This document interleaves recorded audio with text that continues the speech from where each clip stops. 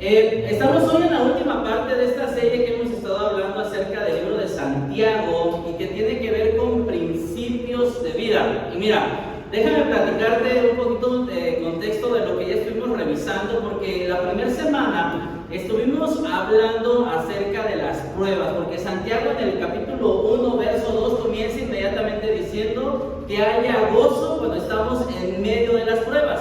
Y es que una de las cosas que tenemos que comprender es que las pruebas vienen a nuestra vida para forjar nuestro carácter. Cuando una persona no tiene resiliencia, no tiene resistencia, es muy fácil que pueda quebrantarse. Pero cuando una persona ha sido sometida de alguna forma a prueba, como lo que pasa con los atletas, ¿no? Ellos tienen que estar diario entrenándose, incluso entrenan contra resistencia para poder tener un mejor rendimiento. Lo mismo sucede con las pruebas. Que amigos, que cuando tú tengas pruebas, no lo veas como, ay, ¿por qué a mí?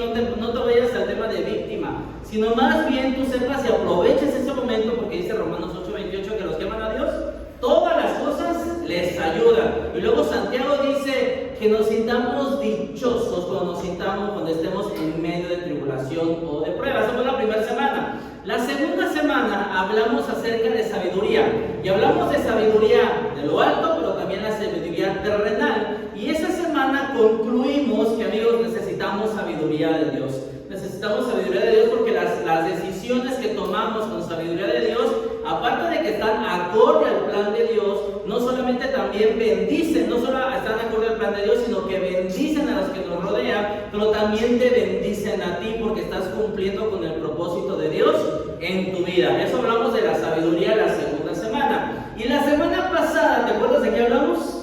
Dijimos, rápidos para escuchar, lentos para hablar y lentos para enojarnos, ¿no? Entonces, eso hablamos la semana pasada. Y el día de hoy vamos a hablar de un tema muy particular, ya nos los anticipaba Sam y Mao, que vamos a estar hablando acerca de dinero. Es lo que el día de hoy vamos a estar hablando. Mira, la carta de Santiago trae muchísimos principios más, pero la verdad es que nos tardaríamos tal vez unos 6-7 meses estudiando solamente la carta de Santiago si viéramos todos los principios, porque es muy parecida como con Proverbios. Santiago, que de pronto te lanza unos consejos y luego te lanza otros consejos, y así como que se va seccionando. Pero solamente estamos durante estas charlas vamos a estar tomando solamente 4 principios. Y el día de hoy yo quiero hablarte acerca del dinero. Y vamos a hablar de algo que en muchas ocasiones lo vemos delicado, y cuando hablamos de iglesia, sobre todo cuando hablamos de iglesia, lo vemos un tanto delicado. Muchas veces, no vamos a tocar un tema que tal vez tú no te identifiques tanto, pero ya cuando lo pensemos y lo analicemos y lo reflexionemos, tal vez tú digas, híjoles, creo que sí batallo con esto, ¿no? Hay una frase de un financiero del siglo XVI, de Gresham, se llama así, es la ley de Gresham, y dice la frase de la siguiente forma: lo malo desplaza a lo bueno cuando se le asigna el mismo valor. Lo malo desplaza a lo bueno cuando se le asigna el mismo valor. ¿A qué voy? Que hay cosas que de alguna forma le hemos asignado el mismo valor de cosas buenas. Hay cosas que tal vez hoy pesan más que tal vez cosas buenas, y ahorita vamos a ir analizando un poquito más de qué es lo que yo te estoy hablando, porque hay cosas malas que tal vez tú le has dado un valor mucho más importante de lo que realmente es. Muy bien, Santiago capítulo 4, verso 1 al 3 dice de la siguiente forma: ¿qué es lo que causa las disputas y las peleas entre ustedes? ¿Acaso no surgen de los malos deseos que combaten en su interior? Ojo, está hablando de los deseos que tú tienes. Desean lo que no tienen, entonces traman y hasta matan para conseguirlo. A lo mejor te dices, no, espérame, yo no llego a ese punto, pero tal vez tú mataste una relación, tal vez tú mataste alguna situación, tal vez tú mataste algún buen emprendimiento, tal vez tú mataste algo en tu vida, porque tú estabas deseando algo más. Envidian lo que otros tienen, pero no pueden obtenerlo. ¿Has envidiado algo de otra persona? Yo te aseguro que sí. A lo mejor dices, no me comparo. La trampa de la comparación aplica para todos. La verdad es que todos en algún momento nos hemos comparado con alguien y hemos dicho, ¿por qué eres así? Yo no. ¿Por qué eres así? Yo no. ¿Por qué el vestido se veía así en Temu, pero cuando me llegó no es así? Pues porque es de Temu, ¿no? Por eso, nada más. Bueno, sigamos avanzando. Envidian lo que otros tienen, pero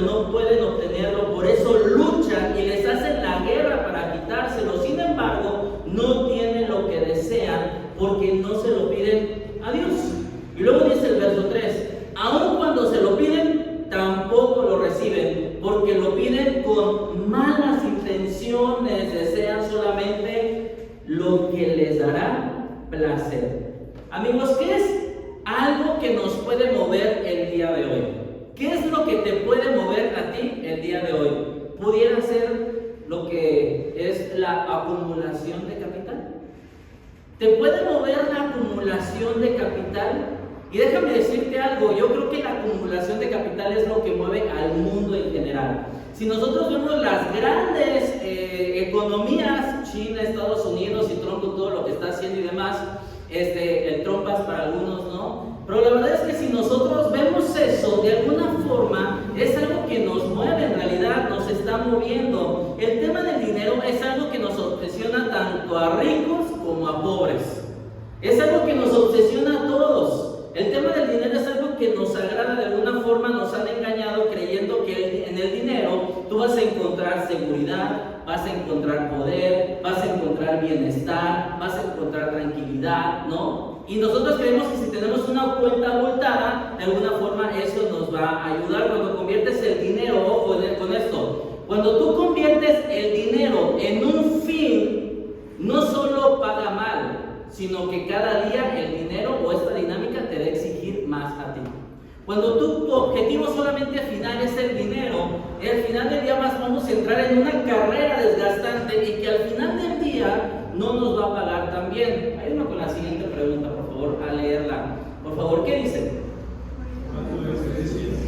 Amigos, ¿cuánto es suficiente? Seamos honestos, ¿cuánto es suficiente? No es que dice, no, yo sí estoy bien. O alguien puede decir, un poco más. ¿Qué es con cuál te identificas más? ¿A poco no deseamos un poco más? ¿Sí o no?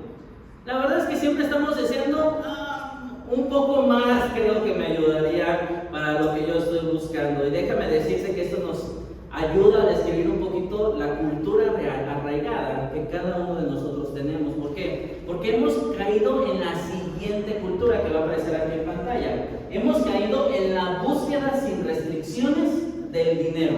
No solamente es deseada, sino incluso es glorificada, ¿no? Cuando alguna persona dice, no, es que trabajé hasta las 12 de la mañana. No, es que tuve que ir a tal viaje, es que tuve que hacer tal actividad, es que tuve que hacer y de alguna forma estamos como que glorificando que, oh, wow, es tan trabajador, oh, este negocio que logró, oh, esta acumulación de capital que esta persona logró. Amigos, no me malinterpreten, no estoy diciendo que el dinero sea malo, sino que, ¿por qué? Porque el dinero te provee vestido, el dinero te provee comida, el dinero te provee techo, y de alguna forma eso es algo correcto. El dinero no es malo. El problema es que cuando la balanza en nuestra vida se inclina del lado del exceso, muchas horas de trabajo, búsqueda incesante de cosas, tema de acumulación, la tentación de identificar nuestro valor en base a la cuenta bancaria que yo tengo, la verdad es que muchas personas terminan por sentirse tranquilas y colocan su valor como persona por si tienen una cuenta abultada de dinero. Y de alguna forma muchas personas viven en esta cultura de decir, como tengo suficiente, entonces yo puedo más que otras personas o soy más que otras personas. Y la verdad es que lamentablemente muchas personas viven bajo esta cultura. Por eso yo te preguntaba, ¿cuánto es suficiente para ti? Proverbios capítulo 11, verso 28 dice de la siguiente forma: el que confía en su dinero, ¿qué? Se hundirá, pero los justos reverdecen como las hojas en primavera. Cuando la balanza está inclinada hacia el exceso, amigos, el alma se empobrece. Nos encerramos más en nosotros mismos, somos menos generosos y los temores en nuestra vida aumentan. Porque entonces ves que tu cuenta va bajando y entonces hay temor en tu vida. Porque tú has puesto como fin el dinero y crees que esto es todo. Y por eso yo te decía, es un ídolo que paga mal y que de alguna forma nos coloca en una carrera de bastante ansiedad. Mateo capítulo 6, verso 21 dice, donde está tu tesoro, ahí estará también tu corazón. Y Pablo se lo recordaba a Timoteo en la primera carta de Timoteo capítulo 6, verso 10. Ayúdame a leerlo, por favor.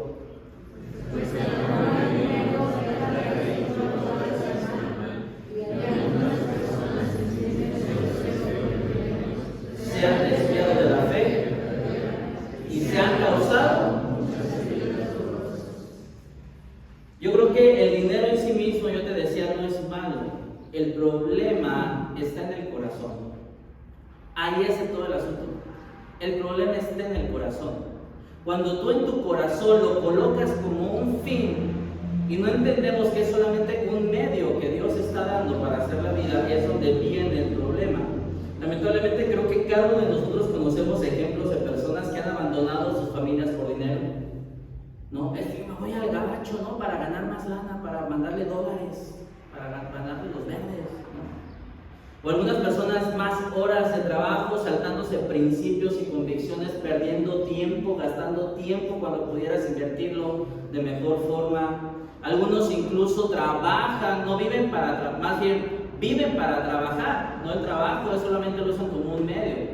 Algunas personas pierden su salud por estar enfocados en lograr más dinero.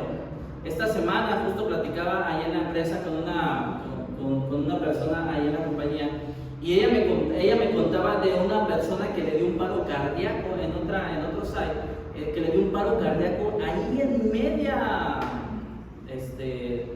en medio lugar, ¿no? De trabajo ahí, y se tuvo que retirar porque ya su corazón no le daba para más. Los desvelos, los excesos, la falta de comer bien, etc. La verdad es que lamentablemente hoy por hoy muchas personas han vendido su salud, han vendido su familia, han vendido su tiempo por el afán del dinero. A manera en cómo nos relacionamos con el dinero y nuestras posesiones, amigos, refleja el estado de tu corazón. Unas personas en alguna ocasión decían, ¿tú quieres ver cómo está la vida espiritual de alguien? Chécale cómo está su Biblia, a ver qué tan subrayada, a ver qué tan ojeada está, a ver qué tan maltratada está de que la usa. Y otra persona dijo, no, ¿quieres conocer el estado espiritual de una persona? Checa su estado de cuenta, para ver cómo está, qué tan enfocado está esa persona realmente en las cosas realmente importantes. Amigos, el síndrome de la acumulación no es algo que nazca del amor hacia los demás, sino del amor, miedo y demuestra una falta de confianza en Dios. ¿Te suena? ¿Te hace sentido esto que te estoy diciendo? El síndrome de la acumulación no es algo que nazca del amor hacia los demás. Es que yo quiero más, es que yo deseo más, es que otro par de zapatos, es que otro pantalón, es que otra casa, es que otro coche, es que otra playera, es que otros calcetines. Yo no voy a decir eso porque mi esposa me va a ver, pero ¿verdad? Porque yo acumulo calcetines, ¿no? Pero amigos, la acumulación, el síndrome de la acumulación es algo que nazca del amor hacia el prójimo. En realidad es algo que nace hacia el egoísmo y nos da temor y nos da miedo. Y realmente demuestra una falta porque yo quiero acumular más, una cuenta más y más dinero, igual más guardado y más guardado. El tener una cuenta abultada, de alguna forma, para algunas personas les ofrece cierta estabilidad. Cuando hay dinero, a ver, ¿cómo andamos? Cuando hay damas que están hoy aquí, o bueno, no, en general todo, la verdad es que cuando tienes una cuenta abultada, ¿cómo te sientes? ¿No te sientes bien? ¿No te sientes tranquilo? Tú dices, ¿dónde voy a comer hoy? Ay, ¿qué vamos a hacer el día de hoy? Ay, este par de zapatitos, ¿no? Ay, voy a abrir Mercado Libre, ¿no? Algunos, un miércoles decíamos Shane, ¿no? Uy, algunos ya hasta les brillaron los ojos cuando digo esa palabra, ¿no? La verdad es que cuando hay dinero, ¿cómo te sientes tú? A gusto, bien, pero mira, ¿cómo te encuentras cuando no tienes suficiente capital en tu cuenta? ¿Cómo andas? Enojado, ansioso, molesto, triste, cabizbajo, ¿sí o no? La verdad es que así nos sentimos. ¿Por qué? Porque lamentablemente hemos caído en esta situación, hemos caído en esto. Actualmente el concepto del dinero representa poder, conseguir lo que quieres, pero por eso es que muchas personas terminan colocando en el dinero su tranquilidad, su identidad, su confianza y su fe. Tristemente para la sociedad el dinero te dice quién eres, qué puedes hacer, qué puedes lograr, a qué tiendas puedes acceder, a qué lugares no puedes acceder, porque entonces en base al dinero es lo que tú puedes hacer. Y la verdad es que no se trata de eso. Mira, Santiago capítulo 4, versos 2 y 3 nuevamente, vamos a leerlo, dice: desean lo que no tienen, entonces traman y hasta matan para conseguirlo, envidian lo que otros tienen, pero no pueden obtenerlo. Por eso luchan y les hacen la guerra para quitárselo. Sin embargo, no tienen lo que desean porque no se lo piden a Dios. Aun cuando se lo piden, dice el verso 3, tampoco lo reciben porque lo intenciones, desean solamente para sus placeres. Amigos, el dinero te promete libertad, pero te obsesiona. ¿Sí o no? El dinero te promete felicidad, pero te crea ansiedad. El dinero, de una forma, muchas personas terminan siendo esclavos del dinero solamente por la frase un poco más. Y muchas personas están clavadas en ese asunto. Amigos, esto nos lleva a una situación en donde tal vez tú no te consideres, pero tal vez sí lo eres. Esto nos lleva a la codicia, porque codiciamos cosas, pero no tenemos. Y nos afanamos más por obtener eso que estamos codiciando. Piensa, analiza, razona en tu mente. ¿Eres codicioso? A lo mejor las personas digan, no, yo no me considero codicioso, pero tú codicias, tú anhelas, tú esperas, tú aspiras, tú tienes ciertas expectativas. A lo mejor sí somos codiciosos. ¿Por qué? Porque déjame decirte algo, la codicia nos deshumaniza, perdemos empatía con otras personas y hay más temor y menos amor. Eso es lo que pasa con la codicia, nos deshumaniza. Si lo pensamos, el dinero es un buen siervo, pero es un mal amo. Y tenemos que trabajar y pensar en ello. De alguna forma, el dinero no es malo, yo te lo decía, el dinero no es malo, siempre y cuando lo tengamos en el lugar correcto en nuestras vidas. Y algunos dicen, sí, en el lugar correcto, en mi bolsillo. No. En el lugar correcto, en entender que no es un fin, es un medio solamente. Hay días que hay días que no hay. Pero dime cuándo Dios te ha dejado sin comer. ¿Cuál es el lugar correcto del dinero? El dinero, déjame decirte algo, el dinero solamente es un medio para amar, para adorar a Dios y para servir a las demás personas. Hasta entonces, cuando entendamos que el dinero es solamente un medio para bendecir a las demás personas, para bendecir a los que te rodean, a los tuyos, a tu familia, a las personas que te rodean, cuando entendamos que es solamente un medio, hasta entonces el dinero será una bendición en tu vida. Antes va a ser una obsesión en tu vida. Pero si lo llevamos a que se entrone en el corazón, en el trono de nuestro corazón, amigos, nos va a llevar a un pecado de los más difíciles de confesar, la codicia. Esto es para mí, esto es lo que yo deseo, esto es lo que yo quiero, esto es lo que yo quiero acumular. La codicia es algo que pocas veces nos atrevemos a confesar porque seguramente, porque es difícil de ver. Tú puedes ver la codicia en la vida de otras personas, tú lo puedes ver con claridad, pero es difícil que tú lo aceptes, que tú digas soy codicioso. Una de las cosas que nos animaba el apóstol Pablo en Filipenses 2, 5 al 11 es que tengamos el mismo sentir de Cristo, que tenía todo el amor y decidió dar todo lo que tenía por amor a cada uno de nosotros. ¿Y qué es lo que nosotros hacemos? ¿Qué es lo que nosotros hacemos con lo que tenemos? Amigos, déjame decirte algo. Todo el dinero que tú has acumulado, que hoy por hoy tienes en tu cuenta o que no tienes en tu cuenta, déjame decirte quién es el dueño de ese dinero. ¿Sabes quién es?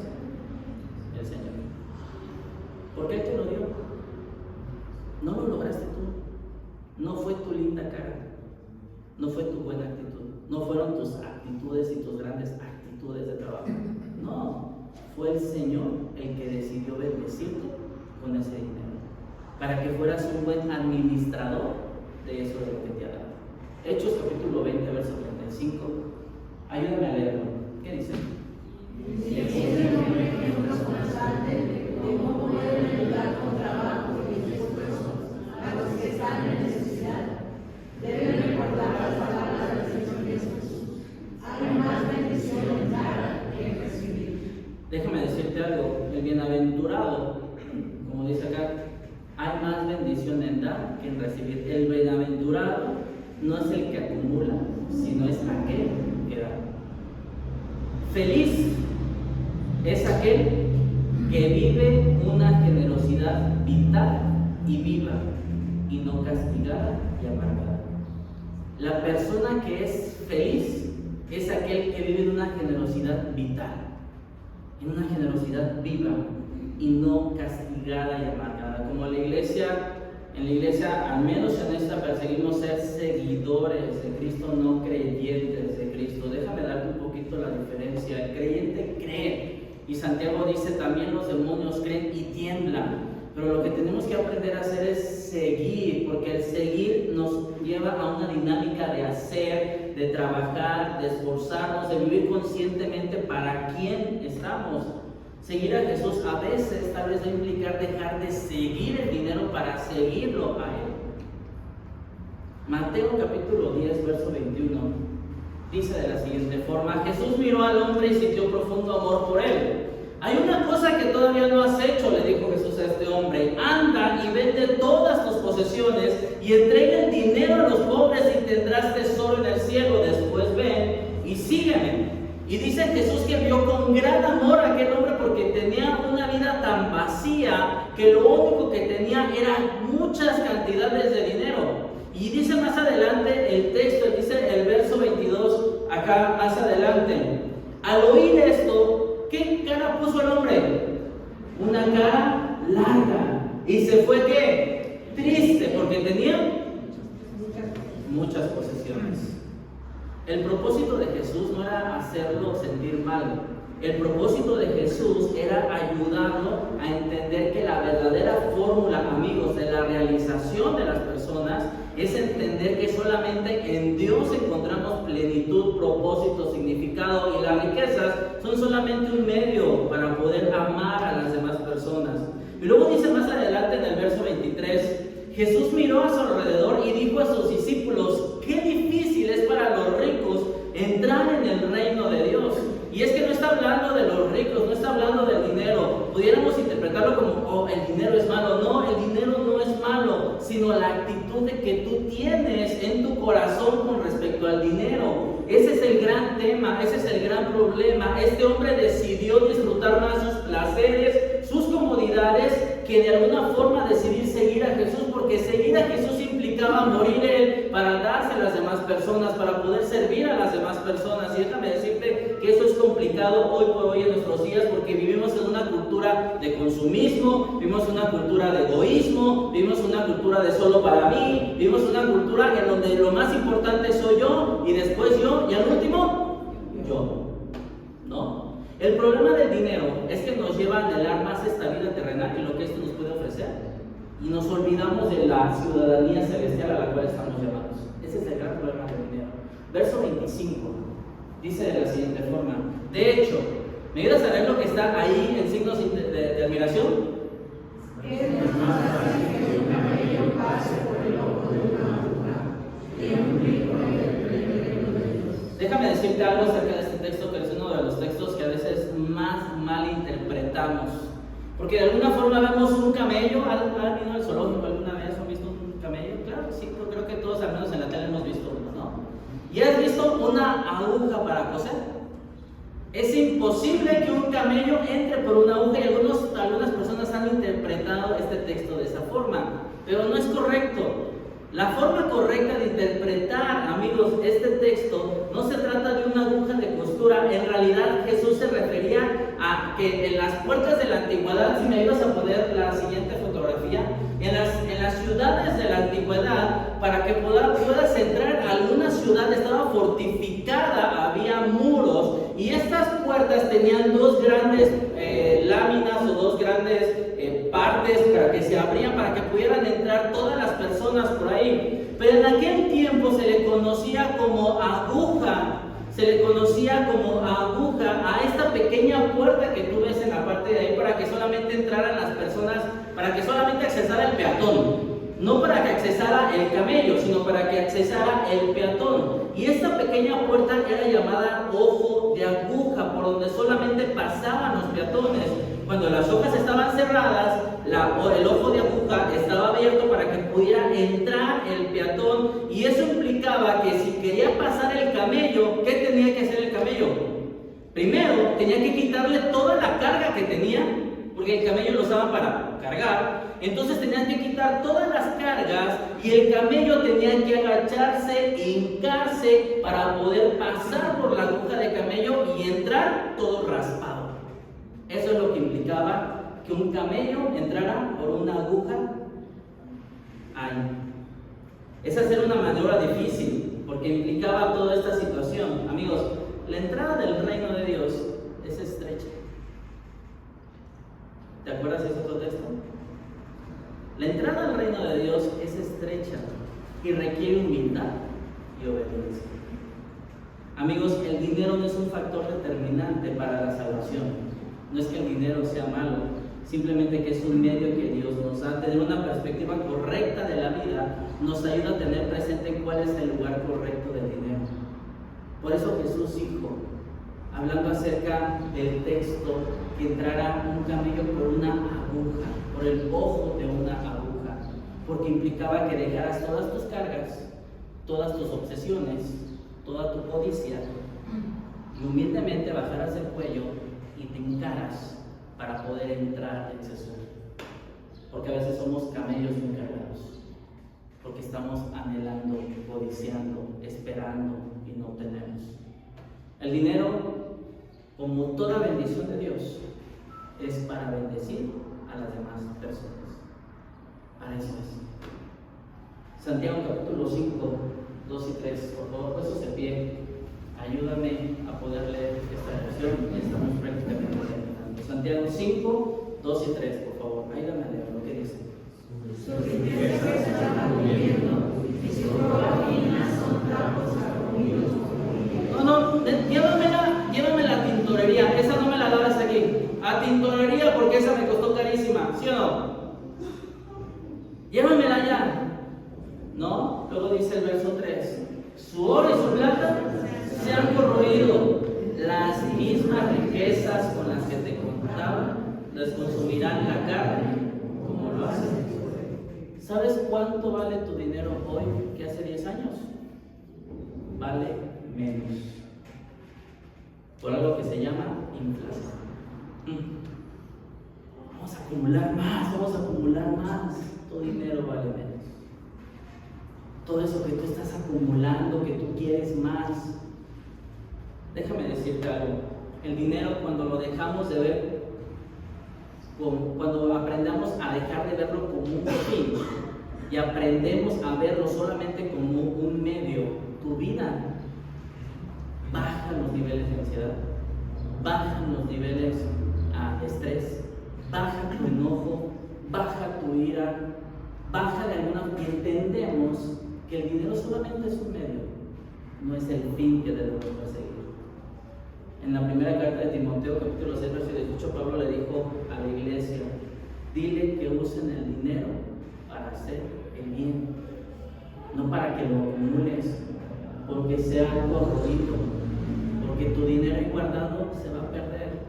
Déjame decirte y cerrar con esto: no estamos llamados a ser los más ricos del cementerio. No estamos llamados a eso. No estás llamado a ser el más rico del cementerio. ¿Qué te vas a llevar? Y todo lo que has acumulado, déjame decirte algo, alguien más lo va a disfrutar. ¿Qué sentido tiene correr a la vida? ¿Qué sentido tiene correr y querer atrapar el viento? Decía Proverbios. No tiene ningún sentido.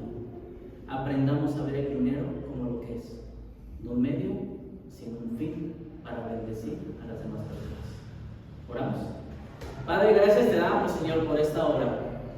Gracias te damos porque tú eres directo, Dios, con nosotros, Señor.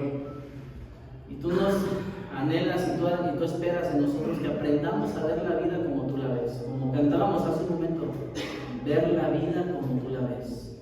Ayúdanos a ver a las personas, a ver el dinero, Dios, como tú lo ves, solamente como un medio. Discierne nuestro corazón, trabaja en nuestro corazón y ayúdanos a ver las cosas como realmente son, Señor, como solamente un medio para bendecir a los nuestros, para bendecir a las personas que nos rodean.